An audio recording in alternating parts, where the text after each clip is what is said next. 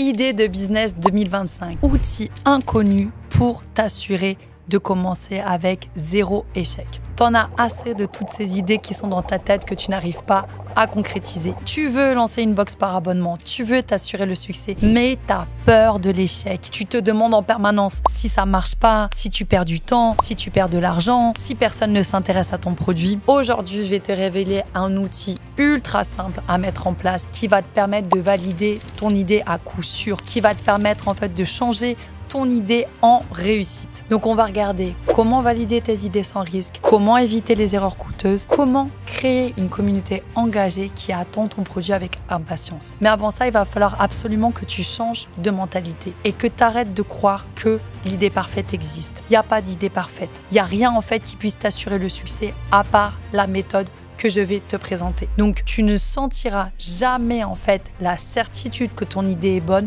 tant que tu n'as pas éprouvé la méthode que je vais te présenter. Reste bien jusqu'à la fin de cette vidéo. J'ai glissé dans la vidéo un QR code pour pouvoir te permettre d'accéder à une formation de 5 heures offerte qui t'explique comment trouver une idée rentable de box et comment mettre en place un plan de lancement pour que tu te lances de manière sécure et relax. La méthode que je vais te présenter, je l'ai découverte à mes dépens. Quand j'ai lancé ma première box par abonnement, j'étais persuadée d'avoir trouvé l'idée du siècle. J'étais persuadée que mon idée allait cartonner. Voilà, c'était un succès. Mon message était simple, perdre du poids facilement. Je me lance, je suis en bombe, je suis sûre que ça va cartonner.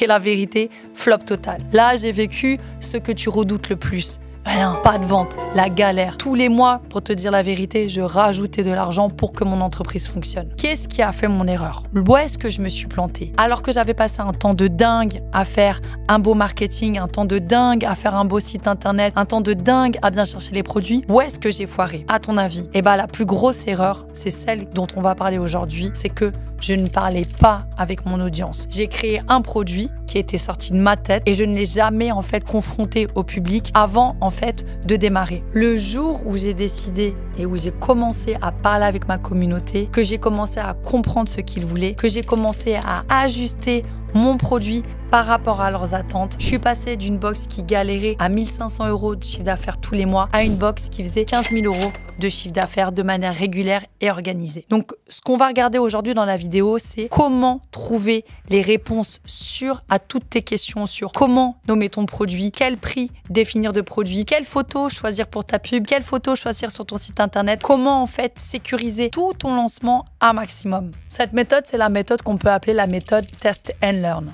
Elle te permet de valider tes idées avant d'investir ton temps, ton argent, ton énergie. Elle te permet de créer une communauté engagée qui se sent impliquée dans ton projet et elle te permet d'avancer avec certitude, sérénité et sans doute. Et surtout, elle t'aide à éviter les erreurs de base qui pourraient te coûter très très cher. On regarde le plan concret pour mettre en place cette méthodologie Test and Learn. Première chose, tout au long en fait de la conception de ton produit et de la vie de ton entreprise, tu dois lister les questions à poser à ton audience. Donc, tu dois lui demander en fait quel produit il préfère recevoir. Tu dois lui demander quel visuel il préfère, quel texte il préfère pour ton site internet, quel visuel lui donne le plus envie de passer à l'action pour tes pubs. Et aussi, tu dois lui demander par rapport à ton prix, tes offres, quelle est la proposition qui le séduit le plus. Donc tout d'abord, tu listes les questions à lui poser. Ensuite, comment est-ce que tu lui poses les questions? Eh bien, tu vas utiliser des outils gratuits. Tu as un outil qui s'appelle Google Forms, qui est hyper simple à utiliser, sur lequel tu peux créer un questionnaire de manière très très simple avec des images. Voilà. Ce que je t'invite à faire surtout, c'est à te limiter à 3 ou 4 questions maximum. Ne fais pas en fait des sondages énormes. Mieux vaut que tu fasses 3 petits sondages de 3 questions